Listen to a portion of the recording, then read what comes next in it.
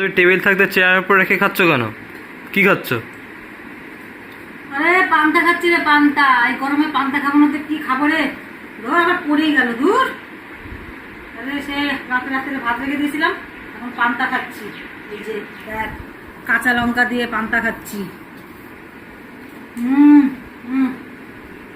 কত ডিম ভাজা আছে যে। চেয়ারে খাচ্ছি, টেবিলে খাচ্ছি না, আমি সোফায় বসে বসে খাবো ওর জন্য। তুই তো জানিস আমাদের ওই উড়িষ্যাতে পান্তা ভাত বিখ্যাত? হ্যাঁ, হোটেলে পান্তা ভাত বিক্রি হয়। হ্যাঁ, কি যেন বলে? পাখালা।